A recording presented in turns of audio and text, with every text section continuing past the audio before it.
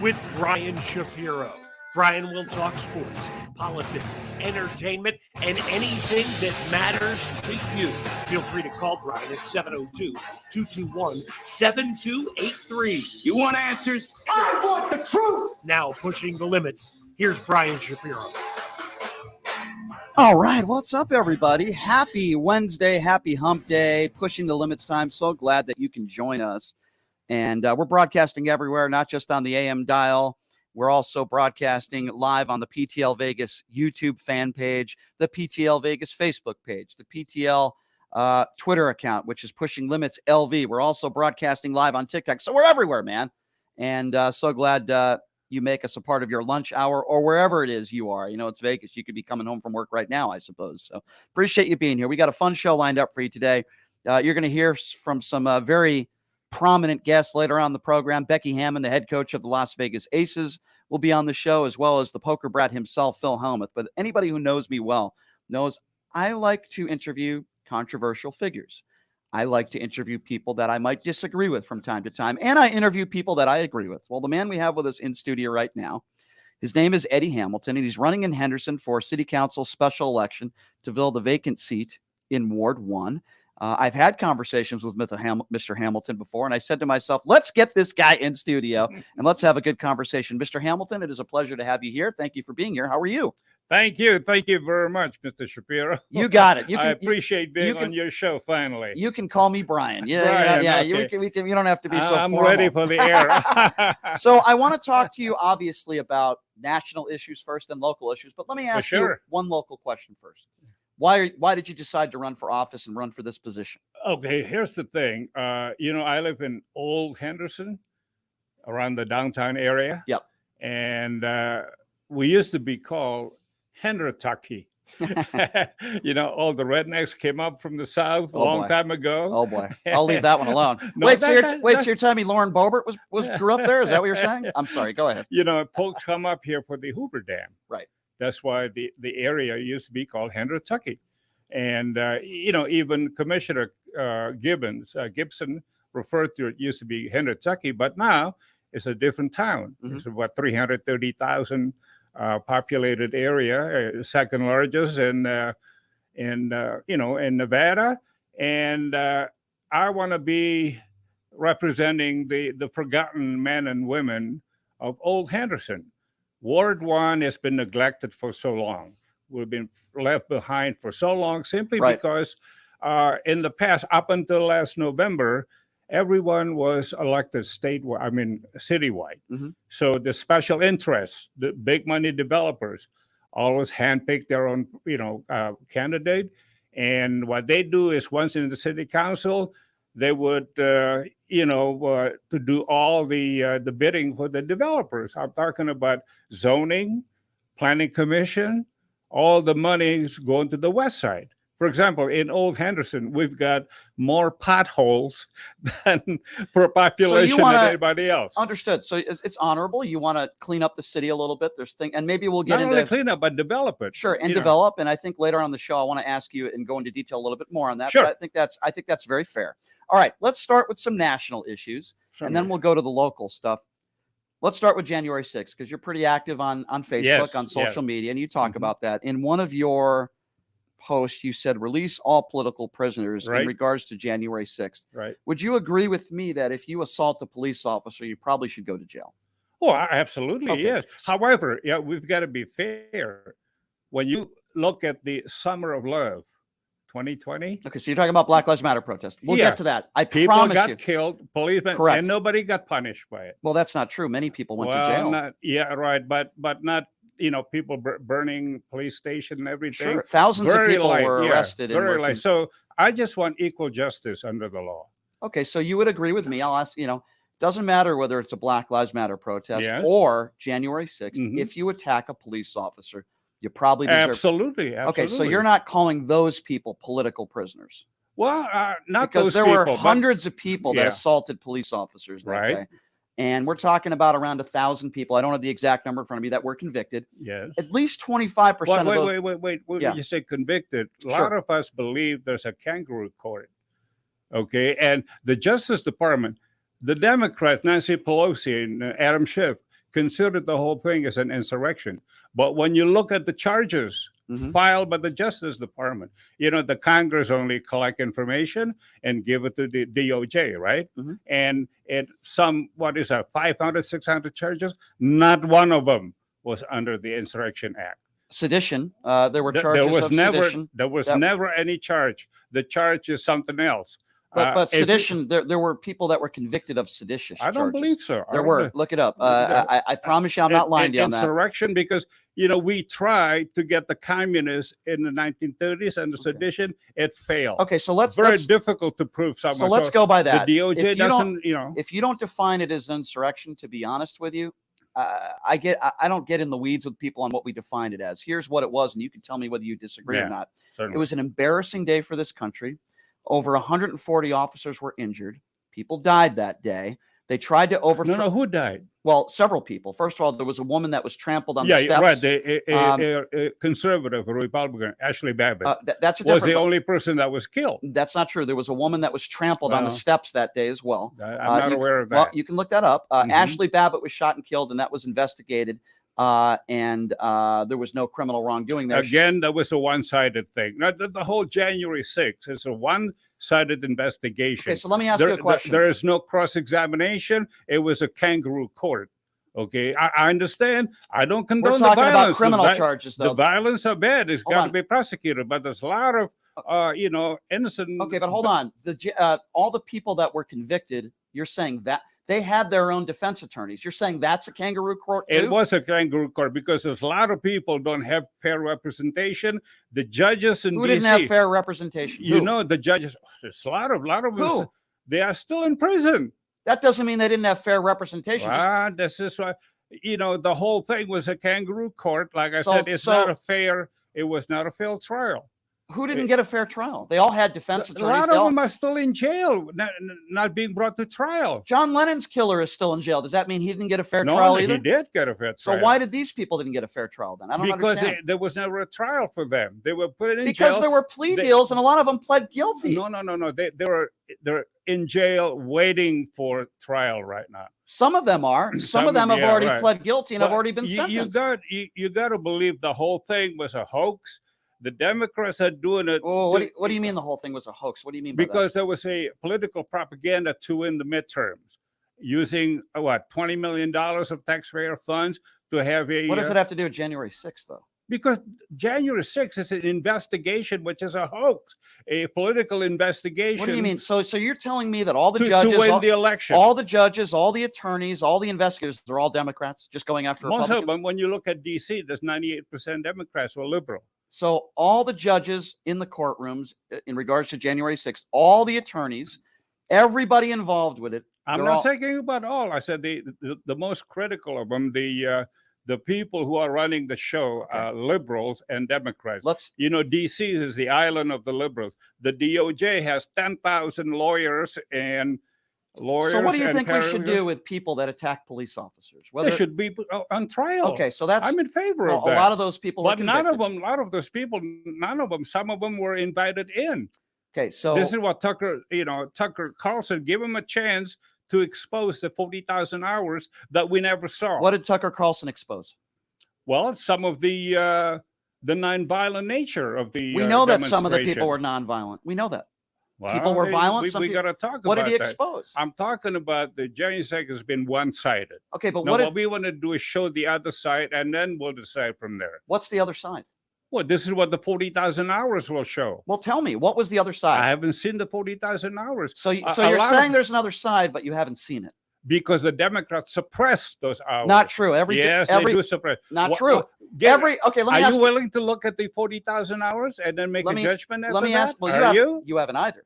So no, but are you willing, or you already got your mind made up? Here's what I'm willing to do. Okay. I'm willing to give the defense attorneys that represented every individual in that courtroom had access to every second. Yeah, they did not get access. They did not get access. Yes, they did. They had access to everything. It was suppressed. The 40,000 hours were never shown. A lot of defense attorneys are saying, if I had known this, I would have had a different defense.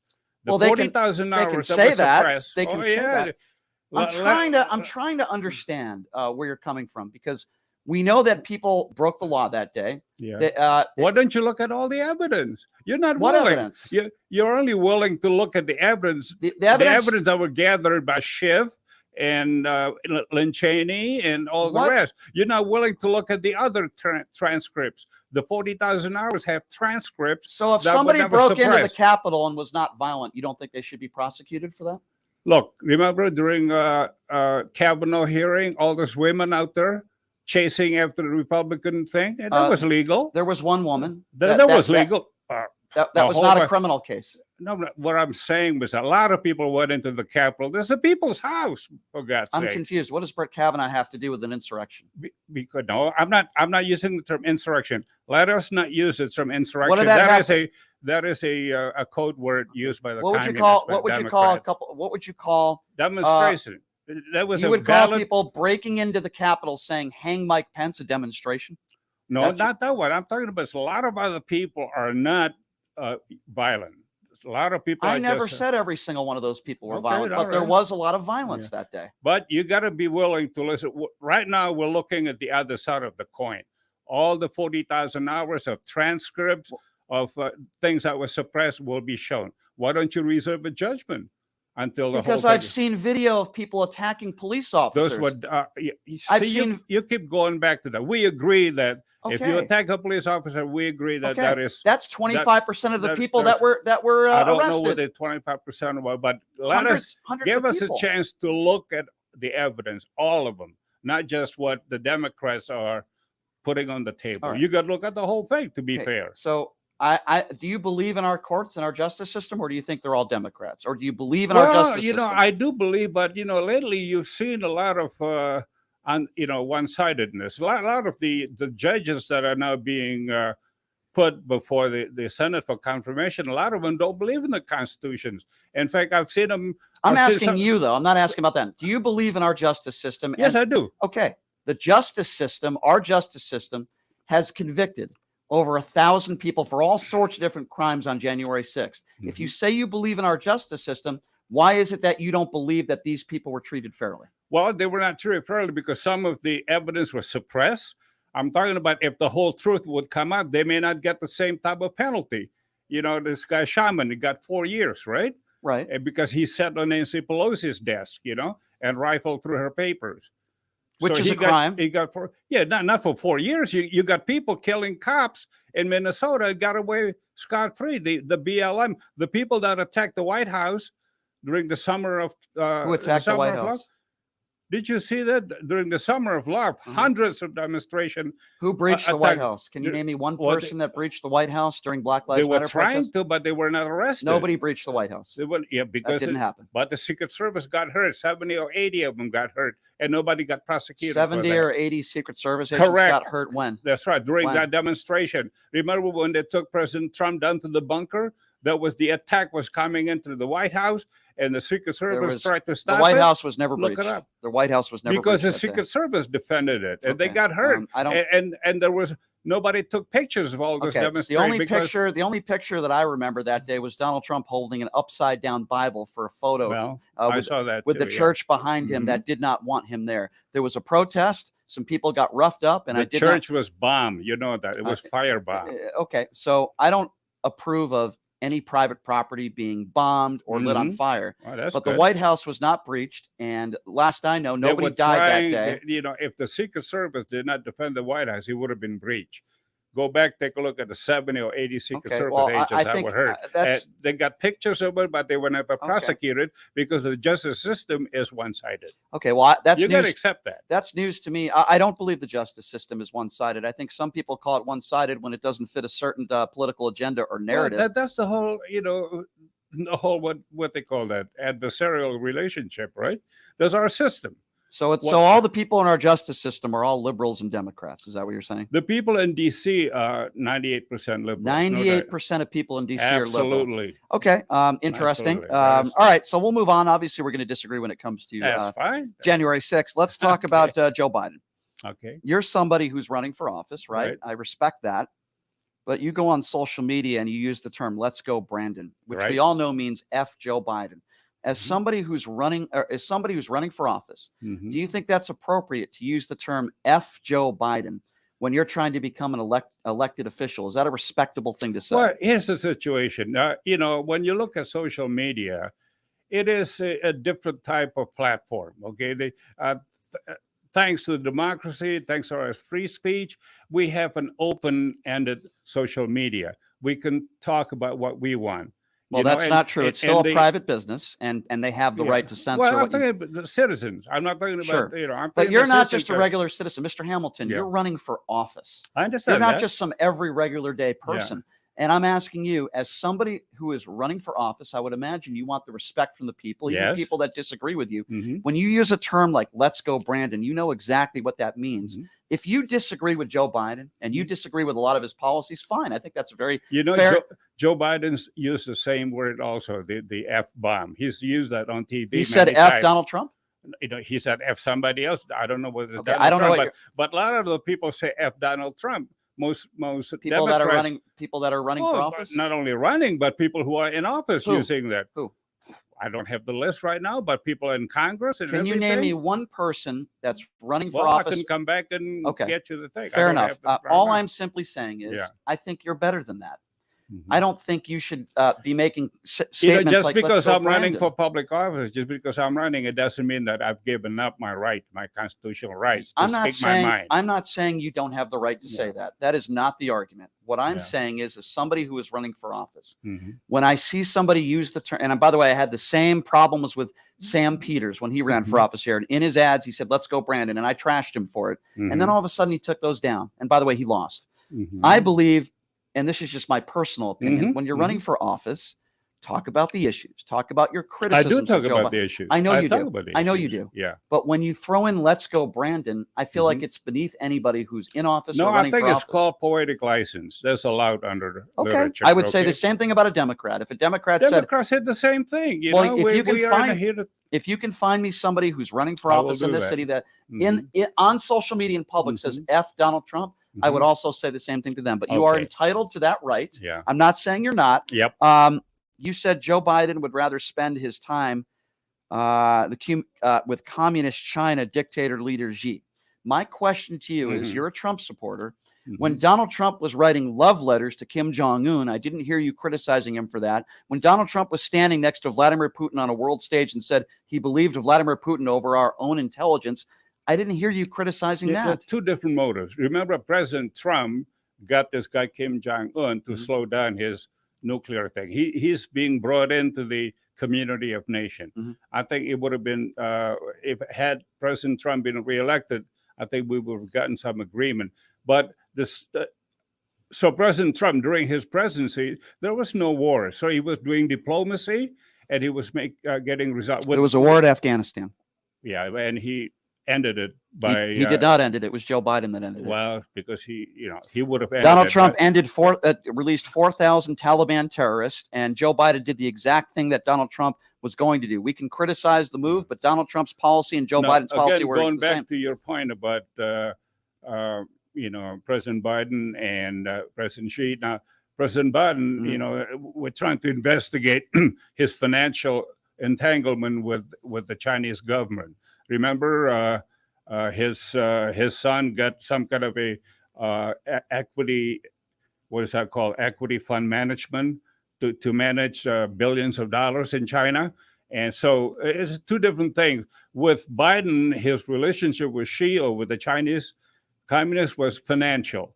He was getting, his family was getting financial advantage from his contact. Did you have a problem with Ivanka Trump making hundreds of millions of dollars from China during the Trump administration? Because if you are that upset about somebody allegedly in the Biden family taking advantage and making money, then you should also be just as upset as Ivanka Trump, because she did the exact same thing. Ivanka has been a businesswoman for many years, so she's had.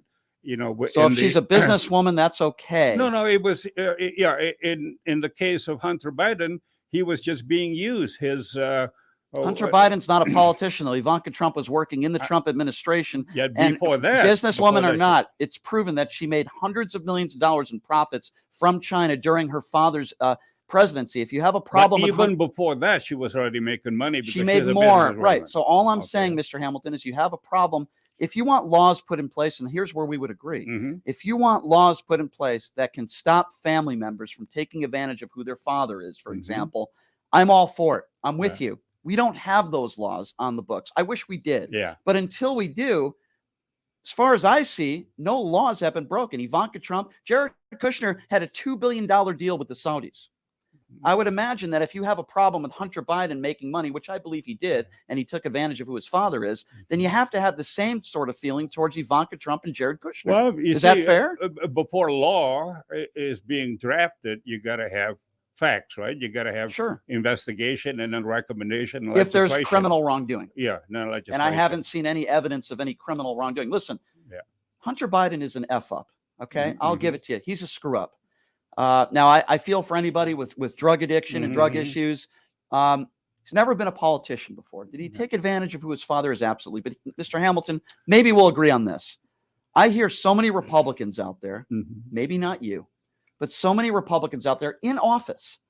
They want to talk about Hunter Biden's laptop instead of talking about solutions to the issues facing this country. They want to blame Joe Biden for everything. Well, I think Where that- are the solutions? I think they're doing a lot more than that.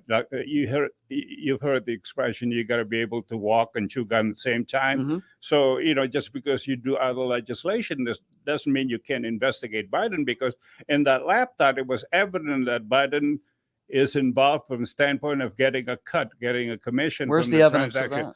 That's what they're trying to investigate right now. But So is there evidence of that, or are you just speculating? The Justice Department is supposed to look into it, and So there's a special prosecutor. where did you right hear now. that there was evidence? From the laptop? And From who, though? What source told you that? FBI. The FBI. So got the FBI has laptop. come out and said that Joe Biden committed They're a crime. investigating it. So right you now. don't know if he committed a crime. What? They're investigating it right now. Okay, so Yeah. we Okay, can we're agree talking that. about investigation Okay, right now, so yeah. we can agree that just because there's an investigation, I haven't heard one member of the FBI say that they allege that Joe Biden committed a crime in that laptop. Now, if he did, Yeah. fine. Well, So be that's it. what we have to investigate. Okay. Yeah, but I don't have a problem with anybody investigating Yeah. something. I have a problem with people that claim that Joe Biden committed a crime when I haven't Mm-hmm. seen one shred of evidence to prove that. My point is, why talk about Hunter Biden's laptop when we have so many issues facing this country? Immigration, the border, okay, gas prices, Right. health care. Why don't Republicans talk more about that? Instead, they want to talk about critical race theory and election integrity. They do talk about that. They didn't get a chance to talk about it because they were in the minority. Now that they're in the majority, they can start doing legislation, okay? Same thing, for example, Biden shut down all the pipelines.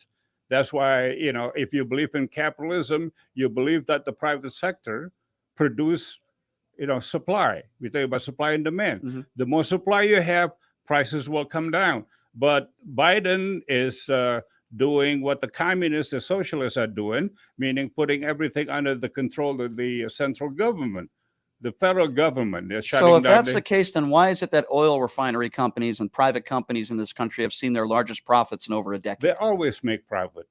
They always the make long, profit. the largest Yeah. profits in over a decade. They also make money right now from selling liquid, LPG, propane to Europe, and that was under President Trump. All the terminals were built. Understood, but I don't blame Donald Trump for that, and I No, don't no, blame no. and I don't blame Joe Well, I'm Biden saying for the they gas always prices. make money from a lot of business. Right, things. I understand, okay? but It's not think against you- it's not against the law to make money. understood. It's Yeah, not, yeah. but what I have a problem with is people blaming Joe Biden for the gas prices. He did shut down the supply. He took 3 million gallons from our production. We have 5,000 sites right now that could be drilling for oil that are not being used at this point. Joe Biden, you know this. Joe Biden does not set the gas prices in this country. The private, But Joe sector Biden and does. his allies, they're trying to discourage the development of fossil fuel. Okay, so just because you got a lease, you got to have permitting. The permitting is slow, and these people don't want to put in hundreds of millions of dollars to build new facilities just to be shut down by the Democrats again. Why is it then that in most of the world, gas Mhm. prices have skyrocketed over the last year? Is that Joe Biden's fault as well? Well, Joe Biden took 3 million or so many barrels, the oil supply. So the world supply came down. So that's why it goes up. And China, So do you put after coming back from about 85%, give or take, of the world has had an uptick in gas prices? Mhm. Is that Joe Biden's fault? No, I'm talking about the price of gas in America. And I'm okay? talking about the price of gas throughout the world. If yeah, it's Joe Biden's fault, They control their own. could it be supply. possible, Mr. Hamilton? Could it be Mhm. possible that COVID and the war in the Ukraine might have played a big role in why throughout the world gas prices have gone up? Can't that be possible? Maybe It is possible, but I'm only concerned about what's going on in America right Sure. now. Gas prices going up again. But when I see because most of the war against fossil fuel by the Democrats. Biden claims to be a capitalist. During the State of the Union address, he says, I'm a capitalist and everything, but, he's always kowtowing to the socialist side of the party. Again, I would go back to saying that the private oil companies in this country have record profits. We have the lowest unemployment rate in 50 years at 3.4%. Would you agree with me that there are some things that Joe Biden has done that have worked? Let me know. When President Trump made this economy, okay, when What President do you mean Trump made the okay, economy? when President Trump passed that highest, the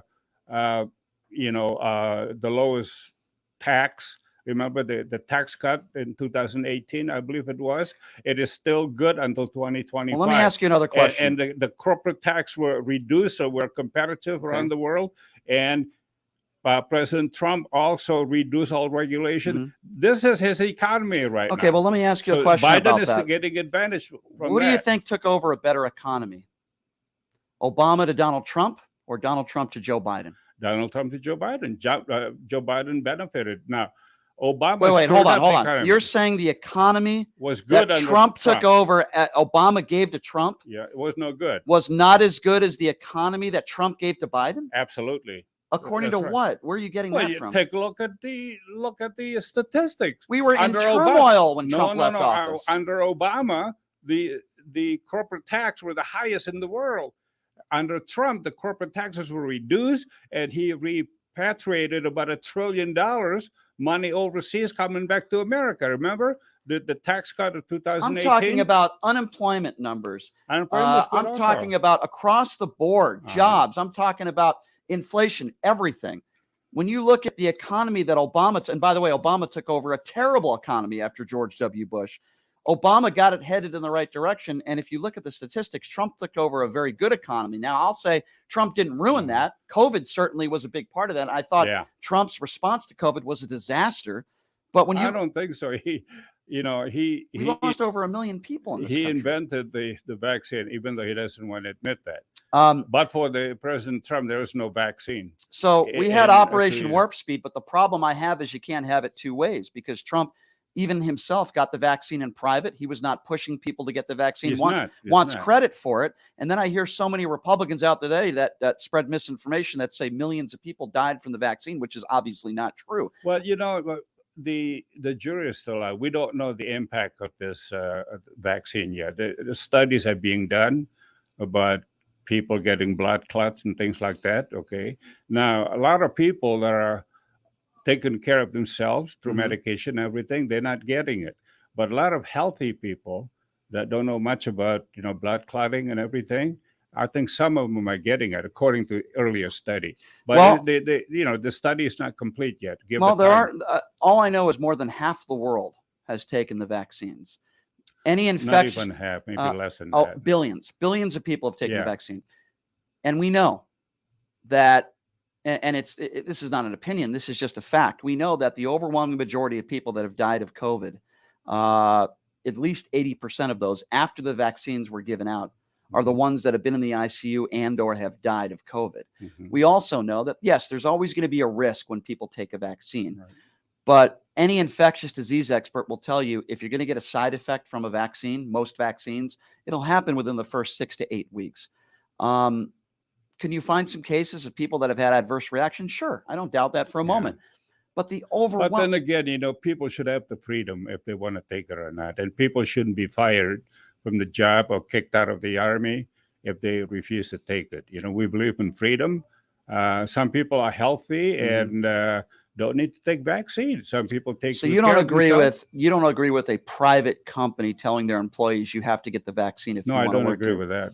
So where's the line drawn for you then? You don't want a private company to. I don't want the government to do that either. Do you want government to tell women what to do with their bodies? No. So you're okay with women getting an abortion then? No, I'm not saying that. I'm pro-life. I'm a Republican. So you're okay with the government telling women? There's a lot of Republicans, by the way, that would disagree with you that I speak with, but you're saying you don't want the government to tell people what to do with their bodies when it comes to the vaccine, but when it comes to abortion, you're okay with the government telling women what to do with their bodies. Well, I think we're at a point right now where the unborns are given rights, okay, because of the heartbeat law and everything else, and we're in that situation. And like I said, I'm pro-life, but then again, I don't want to force people, to not to have an abortion. But I have a solution for. I have a solution for a unwanted pregnancy. I have that solution that nobody has ever talked about it, and that is the creation, the study, the government spending on coming up with facilities for the unborn. Right. So premature. So if a woman doesn't want the fetus, the fetus could be taken out from the womb and put in this special machine that don't exist yet. So I understand that. We don't have that implemented yet. Yeah, I don't have a problem with that. No one has ever talked about it yet. So listen, I wouldn't have a problem with that idea. Here's where I have a problem. Because I want to say both, the woman, the mom, and the Understood. And the unborn. I think that's very fair. I understand that position. Here's where we get into problems. Again, you don't want the government getting involved with people's body when it comes to the vaccine, but you're okay with the government controlling women's bodies when it comes to abortion. Do you see the double standard there? No, it's not a double standard. In the case of the vaccine, what I'm saying was that people should have the freedom to take it or not to take it. I agree. In the case of abortion, there should be, if you believe in protecting the unborn, there should be some kind of a regulation, where both the woman and the unborn. So if you believe in protecting the unborn, then you don't have to get an abortion. But why force other people to believe in what you believe? That's my question. Well, that's the with Roe v. Wade being given back to the states. Each state can come up with their own legislation. I think that's the whole idea about. Well, yeah, that's where we're at right now. I agree with you, Mr. Hamilton. My only point is and by the way, I agree. I don't think anybody should be forced to get the vaccination. I've never felt that way. Yeah. I'm vaccinated. I chose to be vaccinated. Yeah, I'm vaccinated too. Understood. And I respect people's opinions. If you don't want to get vaccinated, you shouldn't have to. Yeah. I've always been on that side of it, right?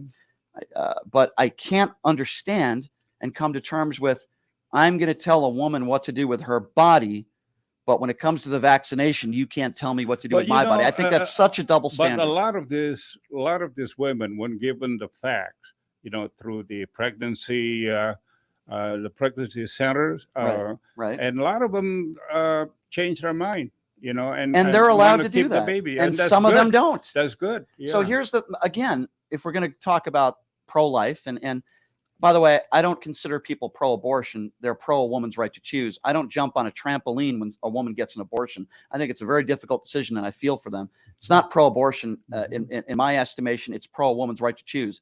I don't even call it pro-life, and here's why. And you can tell me whether you disagree or not. Let me just give me an explanation. If you call yourself pro-life, then why are so many Republicans voting against maternity leave, food stamps, welfare, and any government program that would help that woman raise that child? If you're pro-life, shouldn't you be pro-life after the baby is born? Because Democrats have been on the side of being pro-life and helping that woman raise that child. Republicans vote against programs to help that woman raise that child time and time again, yet they call themselves pro-life. That is not true. The Republicans voted a lot. These are bipartisan things. The food stamps is bipartisan. A lot of programs are bipartisan. Not maternity leave and the overwhelming. And what happened was that the Republicans, they want also the work requirement that we had under. Republicans don't want to raise minimum wage. They complain about Obamacare, yet they don't have a replacement. They do. They don't have a replacement. Where is it? Trump said he was going to come up with a replacement. He never came up with a replacement plan. Plan. It through the Congress. That's not true. He never even presented a replacement plan. That's not true. Trump said within 2 weeks he would have a replacement plan. Never showed it to Democrats. Never had a plan. If you're going to complain about Obamacare, you have to have a replacement. It didn't go. That didn't. What get didn't through go the through? Congress. He never showed it. You did. Where can I Yeah. see Trump's replacement Yeah. plan? I've never seen it, Mr. Hamilton. Well, we want to talk about reduction in premium and give an insurance company, for example, what is called Medicare Advantage, Mhm. which is the kind of system that would save money and deliver better services. What do you think about this? So you don't have to debate me. Why don't we Sure. take some phone calls? What do you think about that? Oh, fine. You ready? Fine, yeah. All right. I like a good debate, Mr. Hamilton. I do. Okay. Here's what I'm going I to do. appreciate it. Yes, Yeah. I'm going to open up the phone lines. Okay. If you agree or disagree with Mr. Hamilton, I like your hat, by the way. Thank you. We'll take some phone calls. Here's the number to call. Those watching on social media, those listening on the radio, here we go. 702-221-7283. Again, that number, if you want to be a part of the program, here's the number. It's a good conversation. Agree with me, agree with Mr. Hamilton. That's why it is a free country. 702-221-7283. And again, that number, if you want to be a part of the program, the number is 702-221-7283. I think what we're going to do is we're going to take a quick break. We're going to take a quick recess. And then we are going to take some phone calls on the other side. We're talking about a lot of issues. Donald Trump. We're talking about Joe Biden. We're talking about abortion. We're talking about January 6th. We have touched on a number of topics in this first Hot segment. topic. Yes, hot. I agree. That's the way I like it, Ed. That's the way I like it. All right, so we are going to take a quick break. We will take your phone calls on the other side. Again, that number, 702-221-7283. So we're going to take a quick break. And we will be back right after this, ladies and gentlemen. You are listening to Pushing the Limits right here on KSHP.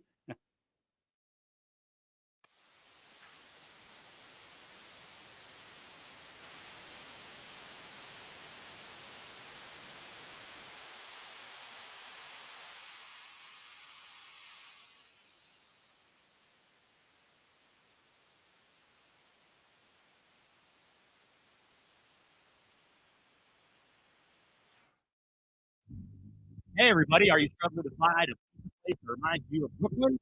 That true blue New York style pie? Well, worry no more. Stallone's Italian Eatery Pizza is a knockout. We're located at 467 East Silverado Ranch Boulevard, just off of Premier Road, half a mile east of South Point Casino, just minutes from the Las Vegas Strip. Come by and grab a slice of pie. Plus, check out our Brooklyn-inspired Italian cuisine. Our sandwiches are super. Hero, that is. Because why be a sub when you can be a hero? Stallone's Italian Eatery is here to serve you phenomenal food, Vegas. Forget about it.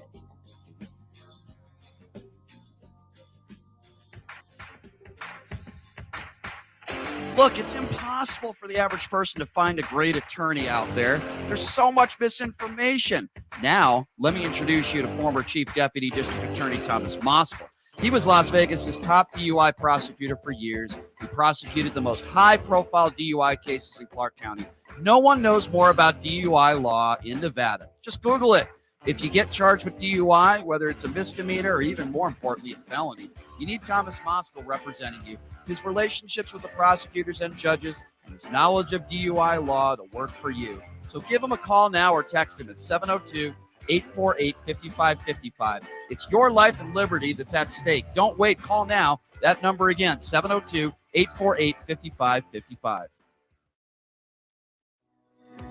Hey, everybody, it's Brian Shapiro from Pushing the Limits. I want to tell you guys about Sahara West Urgent Care and Wellness. They're conveniently located on the southwest corner of Sahara and Jones. They're open Monday through Friday, 9 a.m. to 9 p.m., and Saturday, 9 a.m. to 5 p.m. At Sahara West Urgent Care, they'll take care of all your healthcare needs. They offer routine services such as physicals, STD testing, car accident treatment, and work injuries. You name it, they do it. They have on-site x-ray, EKG, ultrasound, and labs. They treat chronic conditions such as asthma, blood pressure, diabetes, and more.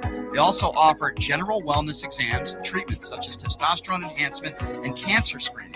They're located on Sahara, 6125 West Sahara Avenue. Their number is 702-248-0554. And the best part, they accept most major insurances and affordable cash pay prices, office visits starting at just $95.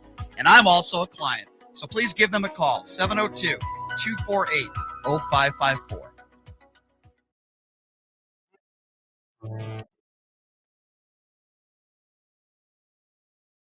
Welcome back, everybody. It's Pushing the Limits. I'm heading out to the UNLV basketball game here in a little bit, but we got Eddie Hamilton in studio running in Henderson City Council, vacant seat in Ward 1. I'll tell you guys about my favorite gaming bar in town, which is Jackson's Bar and Grill, and it's located at Flamingo and Jones. We'll get to the phone calls here in just a moment. Jackson's great food, great atmosphere, great promotions this month.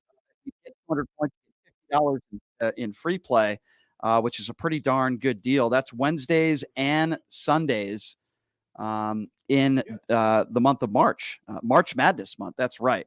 Taking your phone calls at 702-221-7283. As I mentioned, Mr. Hamilton is running in Henderson City Council special election to fill a vacant seat in Ward 1. And I think Mr. Hamilton, like I, always enjoy a good debate, right? Yes. Always enjoy a good debate. All right. Again, that number to call if you want to be a part of the conversation, 702-221-7283 is the number to call. Why don't we, I think we're going to get to the phone calls. And I believe, if I'm not mistaken, we have Brett. Brent, is it Brent or Brett? Brett on the line. I believe it's line 2. Brett, go right ahead, sir. Yes, I just wanted to pick your brain on why do you think the major 2 political parties are refusing to legalize marijuana? Because from the right, you have all these supposed pro-freedom people that are okay with locking people up for cannabis, and on the left, you have major support. You have big support in the country overall, but especially on the Democratic side, you have like 80-90% support. I just wanted to see why you think that they're refusing to do it. All right, well, we'll go to Mr. Hamilton for that. Since you're running for office, Mr. Hamilton, is his mic on? Yeah. Yeah, in the case of cannabis, I think we're going to have that cannabis lounges, and I think Metro or the police department need to work out, how to control the safety of the rest of the community. Regulation. So that's what we're doing, and I think it's the cannabis is being decriminalized. I'm in favor of that, but I still believe that we need to have good control so you don't have a lot of DUIs on the street. That's my position. There you go. That's your question, sir? Yes, sir. That is it. All right. I appreciate you calling in. Thank you so much. Appreciate that. 702-221-7283 is the number to call. I think I want to go to George next. George is next on Pushing the Limits. George, thank you for calling in. What's on your mind, my friend? In regard to the people using language, I remember Rashida Tlaib on the night of her election in 2017 to Congress at a press conference says, "We're going to impeach the motherfucker." Right. Okay, that. So first of all, the way radio works, sir, is you can't say the F word. So I'll start right there. Number one. Number two, there are plenty of Democrats in office that have called out certain members in their own party. But if your problem is language, then why did you vote for Donald Trump? Because I know you did. You probably voted for him twice, right? I voted for him 3 times. There you go. So you have a problem with Tlaib using the F word, but yet you voted for Donald Trump 3 times. Sir, some people might call that a little bit hypocritical. What would you call that, sir? I don't understand the how you could put the 2 things together. Okay, well, let me explain to you, because some MAGAs I need to explain things in detail. I have no problem doing that with you, sir. Explain to me. Okay, explain it. So you're calling into a radio show on one incendiary comment that Tlaib made using the F word. Yet you voted. Hold on, I'm not done yet. That's the problem. You MAGAs don't listen. You MAGAs don't know how to listen, so please stand by, sir. You voted for Donald Trump 3 times. A man who 25 women accused him of rape or sexual assault, including his ex-wife in court documents. A man who said he didn't respect John McCain because he was captured. A man who dodged the military. A man who said a woman can't be a 10 if she's flat-chested. Comments about women's looks constantly. Paid off a woman $130,000 after having sex with her after his wife had a child. And you can't understand the correlation that I'm trying to make when you say you voted for Donald Trump 3 times, but you want to call into a show and you have a problem with Tlaib using the F word. Sir, do you not understand that correlation? Or do you need me to give more examples? No, you are brilliant in your dialogue. And compared to you, I'm brilliant. I agree, sir. Yes, we agree. Go ahead. Yes. I just want to interject. Well, wait, he doesn't want to. I'm sorry. One second. You've got nothing to say, sir, except that I'm brilliant with your sarcasm. I just gave you a laundry list of things Donald Trump did, and you voted for him, I don't know, 3 times. I don't know how you could have voted for him 3 times, by the way. You ran for president twice, so I think your math is a little off. Laundry. Excuse me? What did you say? You give a laundry list of dirt every day. Okay, so respond to it then. You voted for Donald Trump. I gave you a list of some of the despicable things he said and done. Yet you have a problem with Tlaib saying the F word. Explain that to us, please. He made the country run efficiently, sir. So now you want to move the goalpost and talk about policy. Have a nice day, sir. Have a nice day. Mr. Hamilton? Yeah, I just, I want to come here to defend my fellow MAGA out there, George. Are you still there, George? No, I got rid of him because now he moved the goalpost. And since I got him there, okay, Mr. Hamilton. We can talk about Donald Trump, but here's a guy who calls into a radio show and seemed to be offended, right? Because Tlaib used the F word, which I don't condone. Nobody. I don't think he was offended. He was just was complaining about her. He was just saying that you were doing a double standard. Didn't I just give an example of what putting down me saying, let's go Brandon, and then Tlaib says the same thing. But here's the difference. And here it is. I am for absolute freedom of speech. Okay, we're adults. And we should be able to say all these things on social media. So you're okay with an elected official I'm swearing at people and going after a woman based on looks? No, not that one. That was never proven about President Trump. That was just accusations. Okay, let's forget about proven. Okay. I'm talking about the use of salty language. Mm-hmm. Did Trump ever use salty language? Yeah, he did. Yeah, he did. What I'm saying was that it should be taken within context. When there are children present, it should not be used. But I think in America we have freedom of speech, and I don't want that to be suppressed. You just have to be adult enough. How is our freedom? Explain to me how our freedom of speech is being suppressed.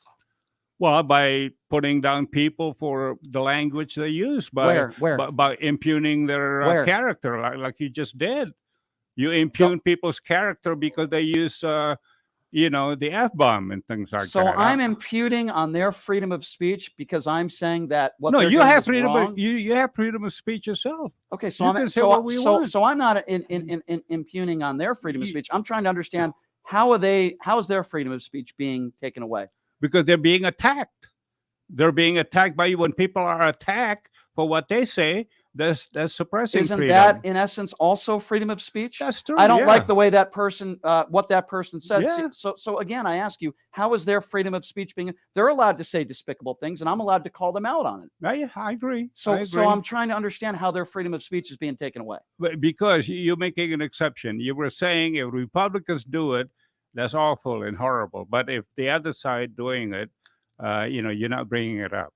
That's what I'm saying. What do you mean? Okay, let me be clear. If Tlaib used the F word, which I think I just said, if Tlaib used the F word as a member of office, it's inappropriate and it's wrong. What Ilhan Omar did in talking about the people of the Jewish faith and making stupid comments, but here's the difference. Ilhan Omar apologized for what she said. Democrats went after her. Donald Trump has never apologized for anything. I respect someone who admits that they made a mistake and that they were wrong. I don't think Omar thought she made a mistake. She apologized for what she said. It was crocodile tears, I don't think she believed in it because she said it again after that, many times. What did she say again? A lot of horrible stuff. What did she say? Anti-Semitic stuff. What did she say? I don't remember the exact you don't words, remember. but you don't remember what she said. But she's done a lot of. She's done a lot of anti-Semitic statements, even after she apologized.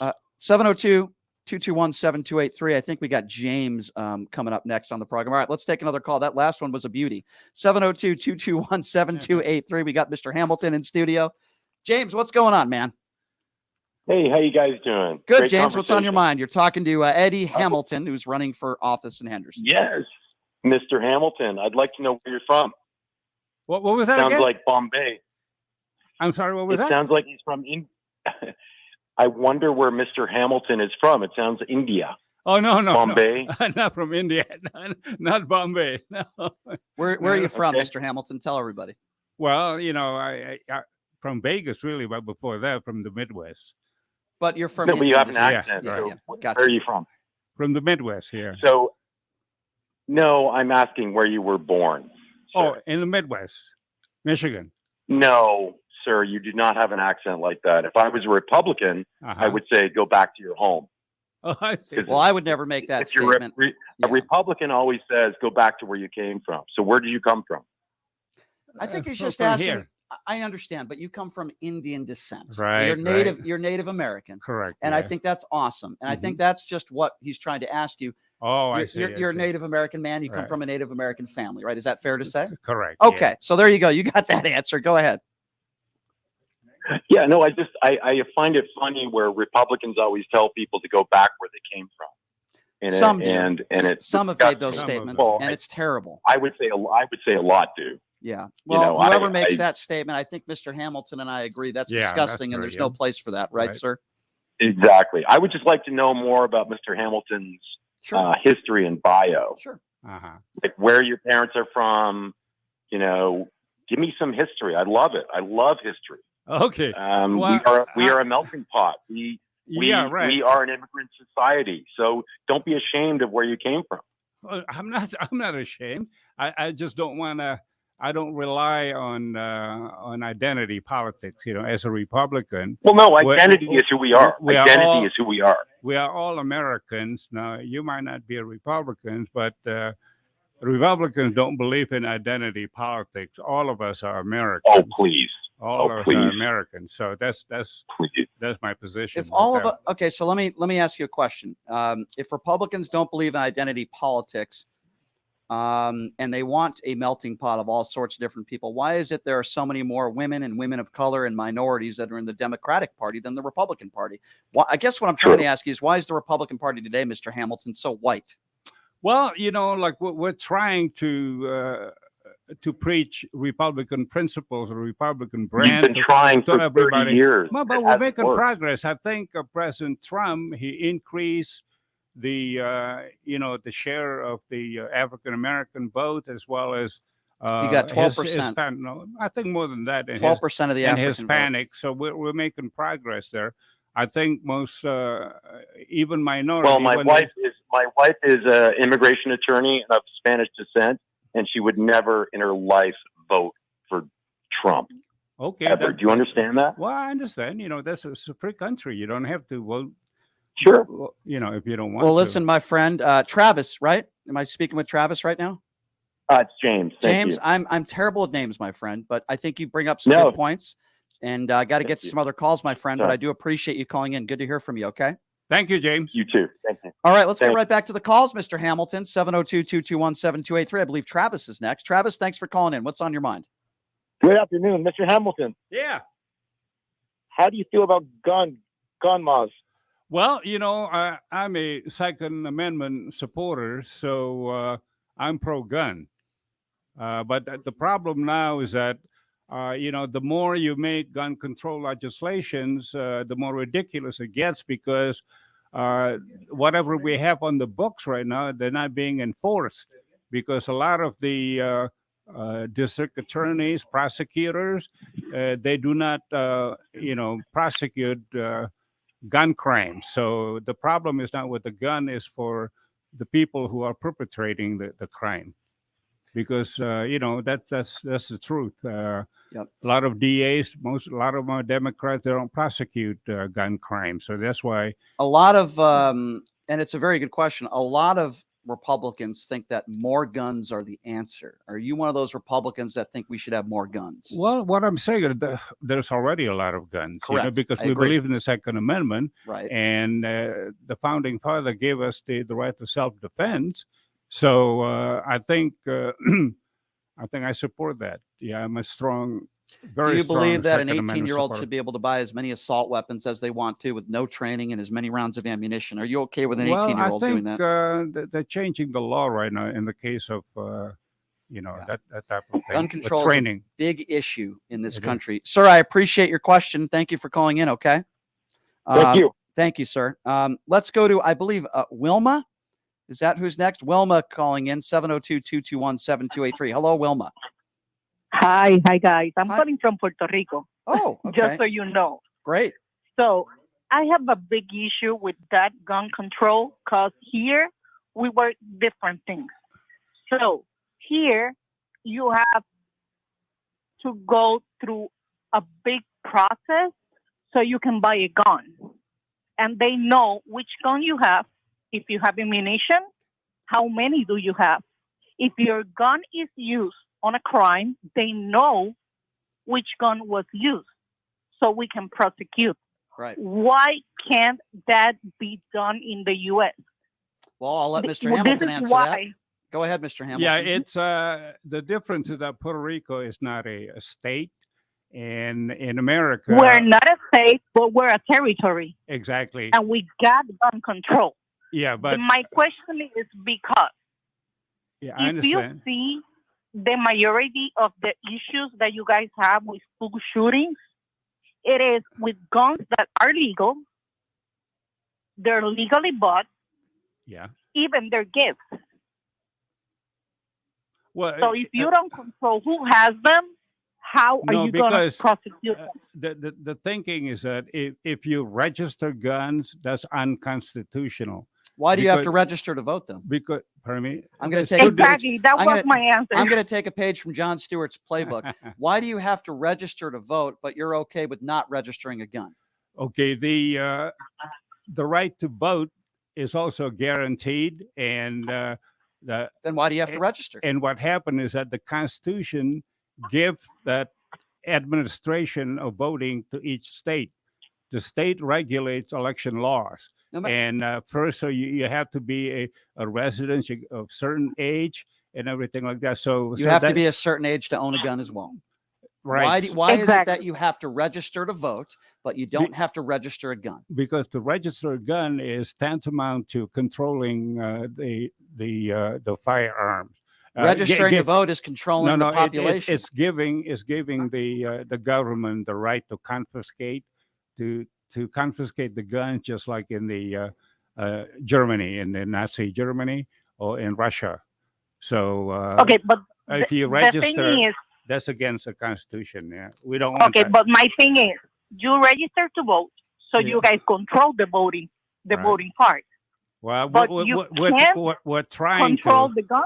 But we're trying to. We still don't have voter ID. We need voter ID, but now there's a voter fraud because there's no voter ID. But that's two different things. We don't want guns registration because that will give the communists the opportunity to confiscate the gun. To the caller, Wilma, I think we agree. If Republicans want to make sure that people have to register to vote, then they should also have to register their guns. And I think you bring up some valid questions, ma'am. And I do appreciate you finding the show. Thank you You're so welcome, much. guys. Thank you. You please call back anytime. Bye-bye. God bless you. 702-221-7283. Let's hit those phone lines hard again. And let's go to Freddie. I believe Freddie is next on Pushing the Limits. Freddie, what's going on, man? Hey, good afternoon. I'm calling from Michigan, Detroit, Michigan. All right. Detroit, I love it. I have never get involved in politics, government, ever in my life. But this year, I think I have a little question. And I'll be honest with you guys, I'm not expert in politics, but I have this question, Mr. Hamilton. I would like to know, number one, earlier you guys were talking about the people, the way they talk and say all these bad words. So coming from politicians or people who hold leadership positions, who are supposed to be a role model for our society, especially for our children, do you guys think it's appropriate they should be using language like that? I think it's worse than that. I'm going to even go a step further. Yeah. It's not just about using bad words. It's about lying and attacking our democracy. Example, the election was promoting stolen. violence. Right, correct. Promoting violence. I'm with you telling 100%. It's not it's not just about the F word. Guy calls up and he has a problem with Tlaib saying the F word.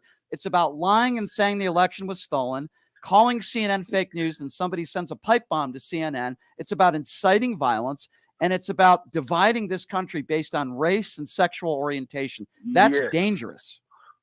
Yeah, Mike, and I just want to bring you this point. Like I said, honestly, I never got involved in politics, but you know what? I'm doing it because I have two childs. Yeah. And you know what? It's embarrassing and shame that they have to come into me and ask me why a person who is in national TV around the world representing our country, okay, has that kind of, freedom to talk like that. Number one, I think my question is, do you guys think it should be like right now? Because obviously everybody wants the good for the country and the children and the future. It should be a law in the Congress, Senate, and every single politician. If they talk like that, if they act and rule like that, they should be held accountable. Let's let Mr. Hamilton respond. And thank you, sir, for calling in, by the way. God bless you. And the good thing is, one more question, please. Very quick. One more question. Quick. You don't think, very quick, you don't think that it should be a term for all the politicians, only, especially Congress and Senate, only 2 terms? And agree. It's sad because 100%. after that, I don't know why they become rich. I'm with you 150%, my man. Term limits need to happen. Can you guys answer me that? Yes, I will. Thank you, sir. And thank you, sir, for calling in. Wait. Can I just make a quick comment? Yep. Yeah, again, I believe also in term limits, but insofar as free speech, you have to know that we believe in the freedom of speech, and the boundary of that is set up by the United States Supreme Court. So you can't just willy-nilly deny someone the freedom of speech because of the type of language he's using. Appreciate the call, sir. The good news is you don't have to vote for some of these people that say bad words, and you sound like a very responsible father, and your daughter or son is lucky. 702-221-7283. Let's go to Rudy. Rudy, you are next on Pushing the Limits. Rudy, thank you for calling in. What's on your mind, my friend? Yeah, hello. How you doing? Good, Rudy. Yeah, I've never made a phone call like this before, but I just have to say my piece when I saw your show on the phone. Yes. The reason why, you get a lot of bad mouthing about Trump, you get a lot of bad mouthing about Biden. I voted for Trump, because I used to be a Democrat, but since I started working for myself as a business owner, I became Republican.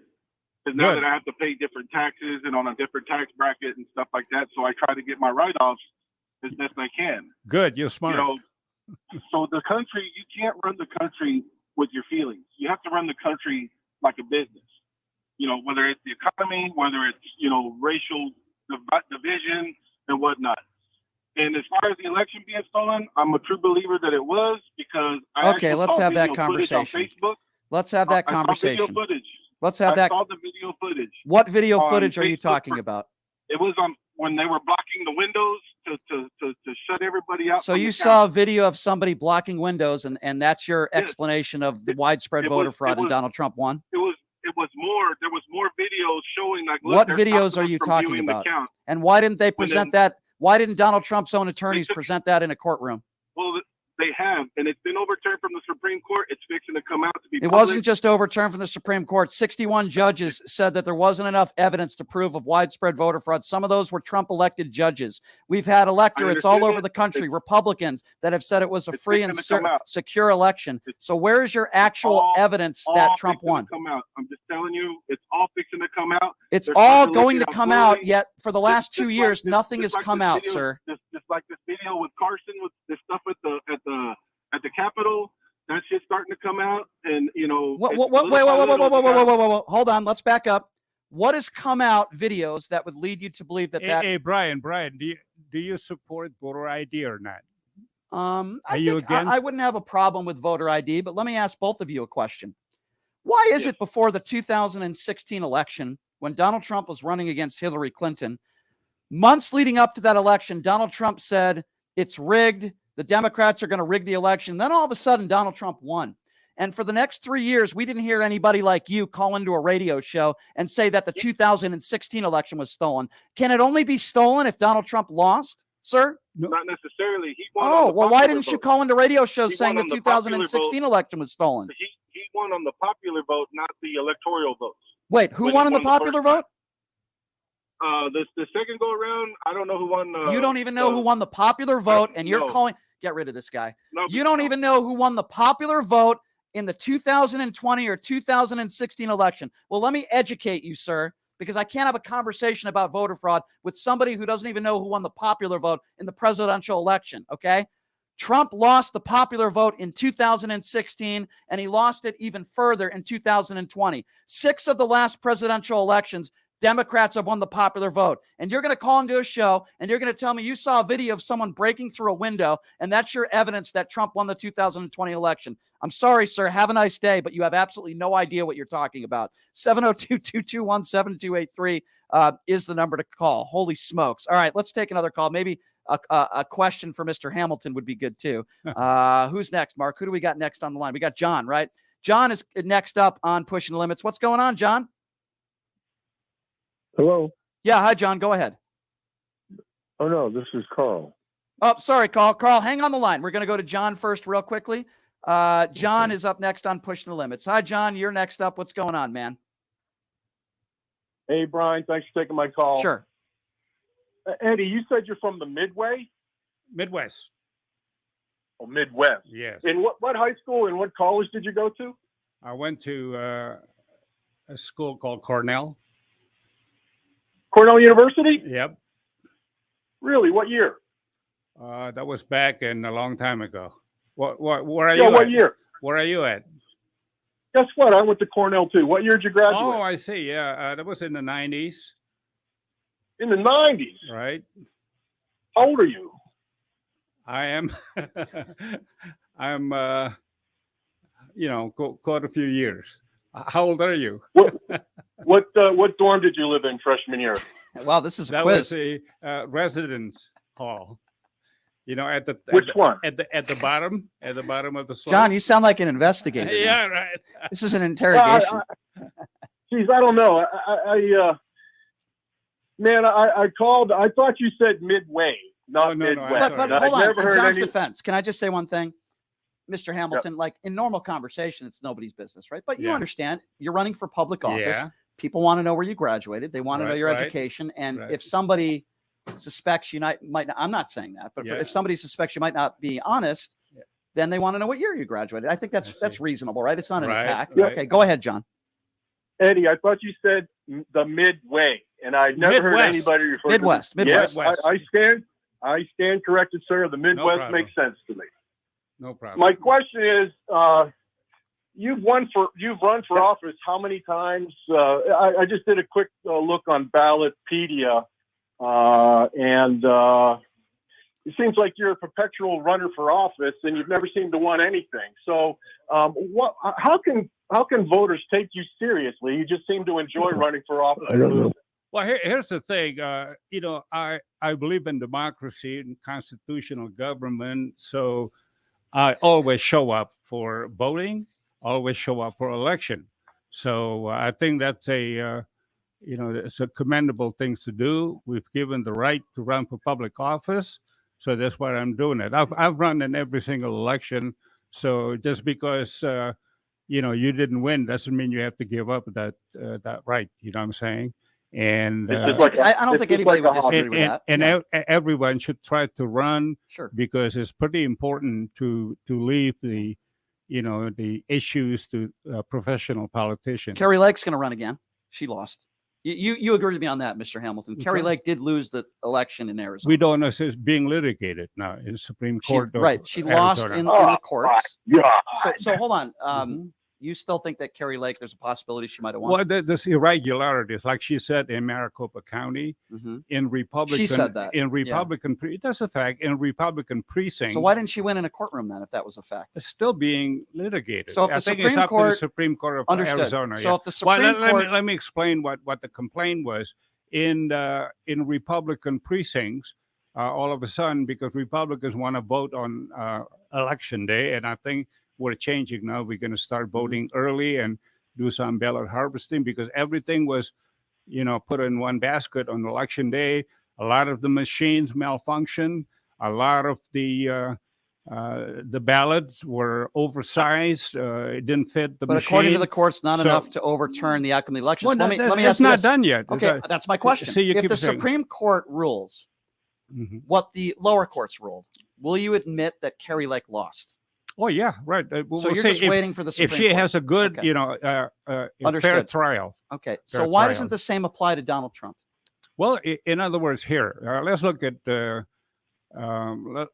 Nevada. The whole voting system got changed during COVID in the 20s when we went to the mail-in ballot, And that legislation, every time a legislation is not done on a bipartisan way, there'll be a lot of questions. The Democrat push the voting legislation in the 2020s without participation of Democrats. Let's let John respond to that. The leadership in the middle of the night Yeah. passed a thing. Republican asked for voter IDs. Republican asked for more secure voting. Well, we're not given that. In fact, a lot of these machines are supposed to verify your signatures. Right. They were only 30%. John, what are your accurate. thoughts on that? Then I got to get to some other callers. Go ahead, John.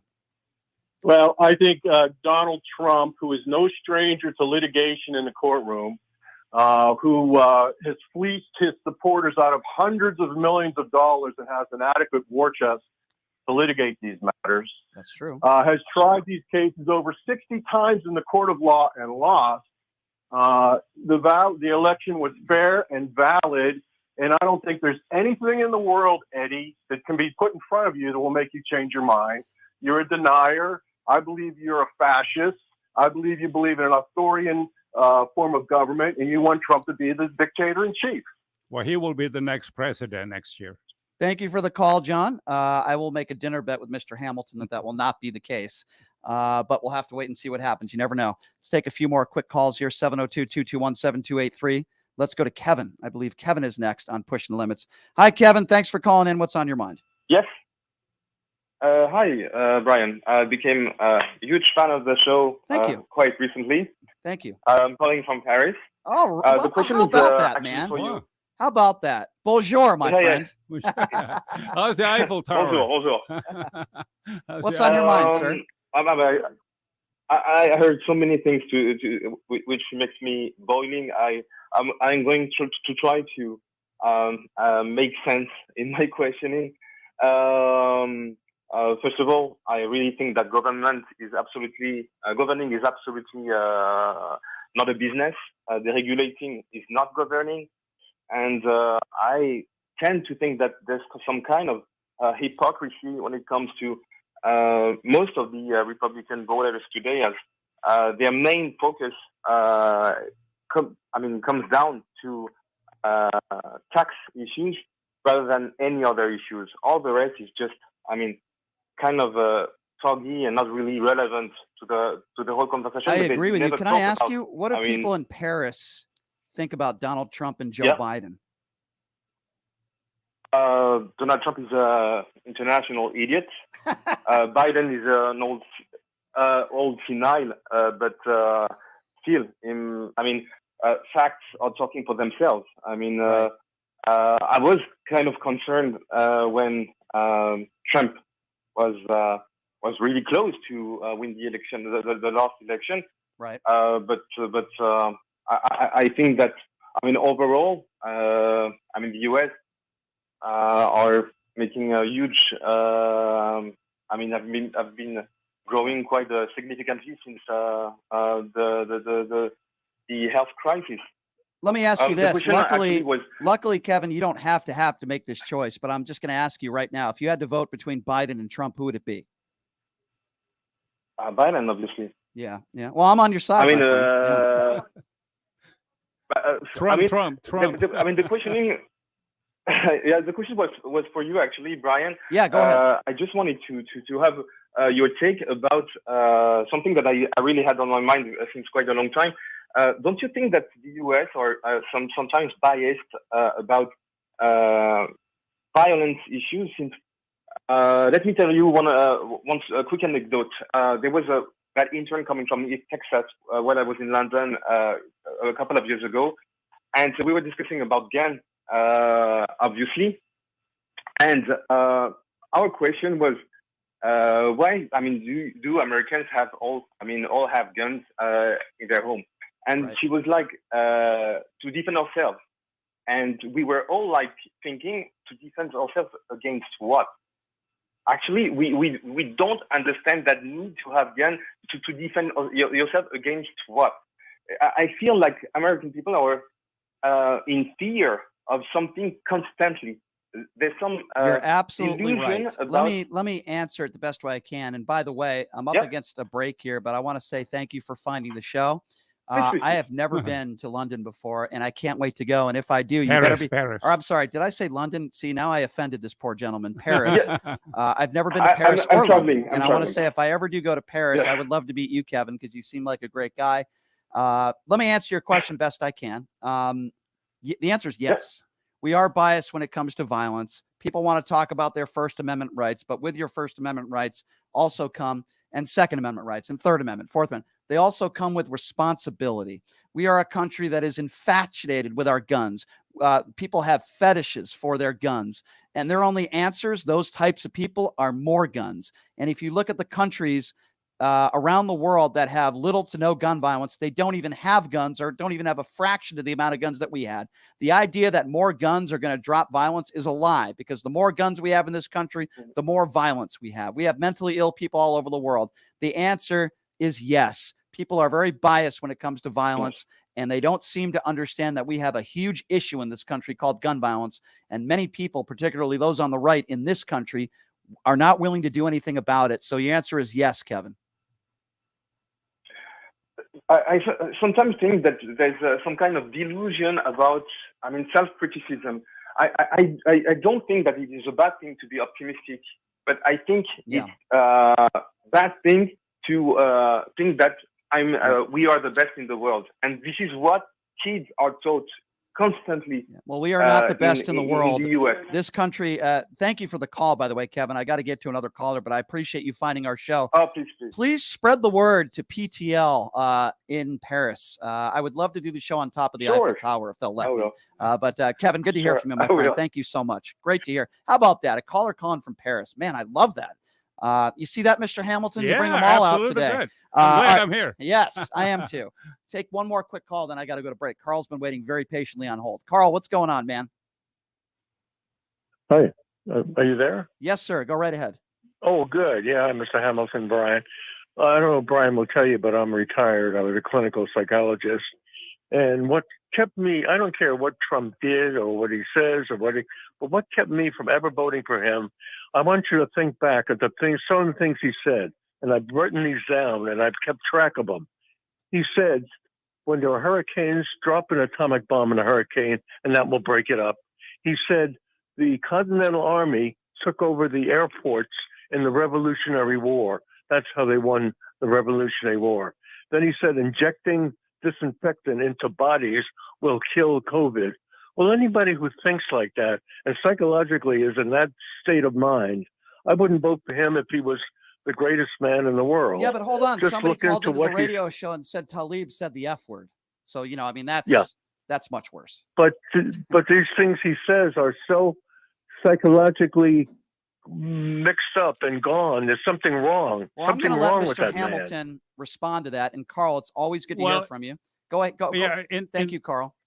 Go ahead, Mr. Hamilton. In the case of that detergent, President Trump did say he was just kidding about that one. And since we're talking about misrepresentation, President Biden, President Obama, they all said the same thing. They're making wrong statements, and so they said you inject yourself with disinfectant. No. When Trump said that, the next day he denied that he meant it. So let me ask you a question. My point is that the gentleman is saying President Trump was saying something which is not true.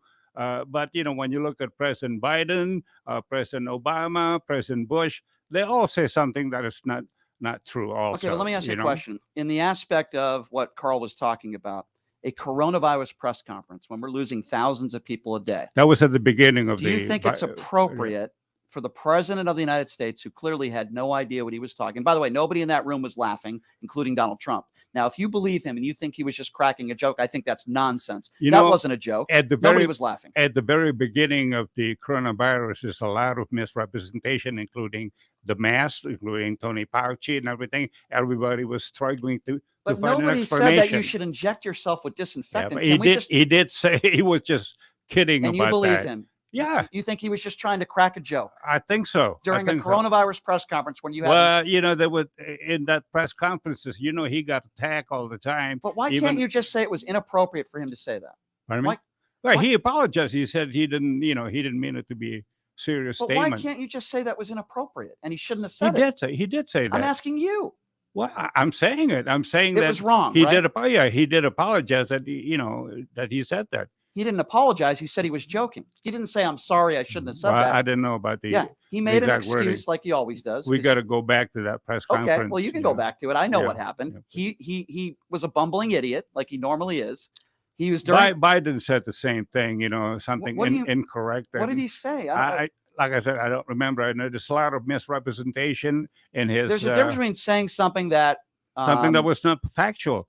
President Biden said many things that are not factual either. Okay, well, hey, if you'll give me an examples next time you come on, I'll Okay. gladly have that Sure. discussion with you. All I'm saying is during a coronavirus press conference, when Trump clearly had no idea what he was talking about, when he talks about the possibility of injecting yourself with disinfectant, it's irresponsible, But he did invent the virus. And he did invent the vaccine. which is not an excuse for saying you should inject I yourself. agree. I agree. He did. I He just did think apologize for it that. doesn't matter whether you're a Democrat or a Republican. I think we'll agree on this. Yeah.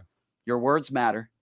I agree. And it affects people, right? Yes. And we can disagree on policy, but we need to be held to a higher standard. Mr. Hamilton, before I let you go, I want to Sure. give you the opportunity, give out the information. I appreciate you coming in and stating your case. Oh, okay. Let's want to talk about the election. Unfortunately, we got to right now. go. Yeah. But I want to give you the opportunity to give out your information. How do people follow your campaign? Yeah. If they want to make a donation, I appreciate you right. coming in, and I want to give you the opportunity. I'm running in Old Henderson. That's the oldest district with about 83,000 people.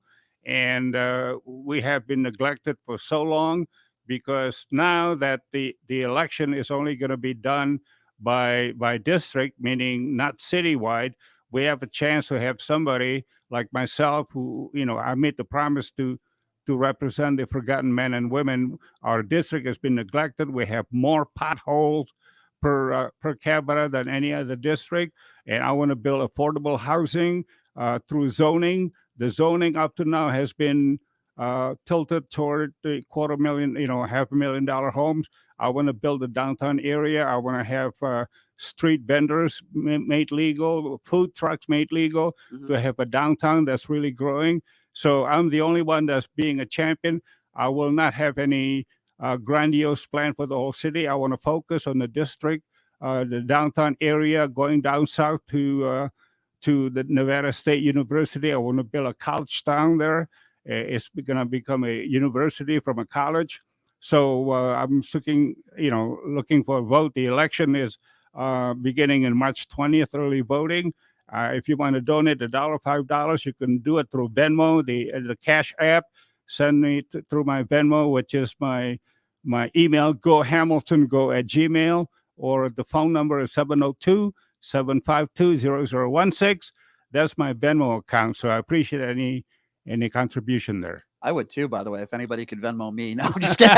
Listen, Mr. Hamilton, even though we might disagree on some issues, Sure. I respect the fact that you're willing to come in here and get into it. I respect anybody that's willing to do that. I appreciate you doing that. And please promise me you'll come back. I'll come back. I said I want to build apartment homes, 500 square feet apartment, renting for $500-$600, Sure. and we have the land for Well, that. I think those are noble things to do. And I would love you to come back next month and we can continue the conversation. Thank you so much, Mr. Hamilton, for being here. By the way, I want to tell you guys about my good friends at Sahara West Urgent Primary Care, located at 6125 West Sahara Avenue. You don't even need an appointment, but give them a call if you'd like to, 702-248-0554. You could also visit them online at SaharaWestUrgentCare.com. I was in and out of there in 20 minutes. The place is awesome. The people who run that joint are very professional. It's a family atmosphere, and I suggest you check them out. And they take most insurances, and if you don't have insurance, it's only a $95 payment. You can't beat it. Sahara West Urgent and Primary Care. Check them out and tell them I sent you. All right, folks, we're going to take a break. Coming up next, you're going to be hearing from the poker brat himself, Phil Hellmuth. Be back right after this. You're listening to Pushing the Limits right here.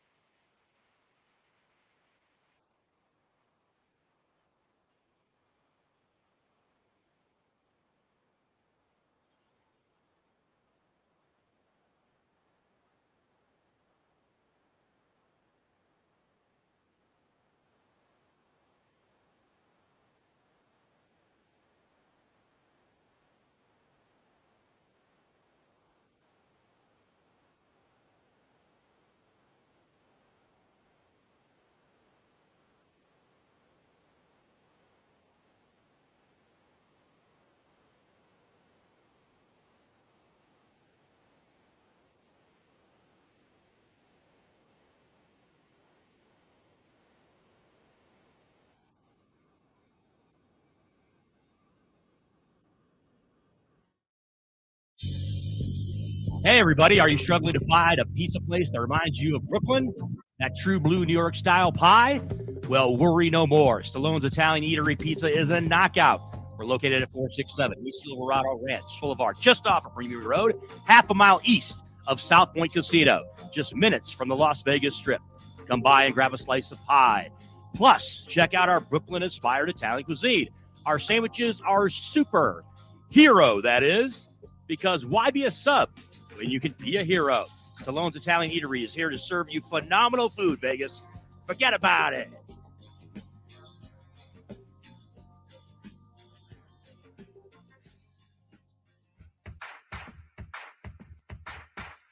Look, it's impossible for the average person to find a great attorney out there. There's so much misinformation. Now, let me introduce you to former Chief Deputy District Attorney Thomas Moskal. He was Las Vegas's top DUI prosecutor for years. He prosecuted the most high-profile DUI cases in Clark County. No one knows more about DUI law in Nevada. Just Google it. If you get charged with DUI, whether it's a misdemeanor or even more importantly, a felony, you need Thomas Moskal representing you. His relationships with the prosecutors and judges and his knowledge of DUI law to work for you. So give him a call now or text him at 702-848-5555. It's your life and liberty that's at stake. Don't wait. Call now. That number again, 702-848-5555. Hey, everybody, it's Brian Shapiro from Pushing the Limits. I want to tell you guys about Sahara West Urgent Care and Wellness. They're conveniently located on the southwest corner of Sahara and Jones. They're open Monday through Friday, 9 a.m. to 9 p.m., and Saturday, 9 a.m. to 5 p.m. At Sahara West Urgent Care, they'll take care of all your healthcare needs. They offer routine services such as physicals, STD testing, car accident treatment, and work injuries. You name it, they do it. They have on-site x-ray, EKG, ultrasound, and labs. They treat chronic conditions such as asthma, blood pressure, diabetes, and more. They also offer general wellness exams, treatments such as testosterone enhancement, and cancer screening. They're located on Sahara, 6125 West Sahara Avenue. Their number is 702-248-0554. And the best part, they accept most major insurances and affordable cash pay prices, office visits starting at just $95. And I'm also a client. So please give them a call, 702-248-0554.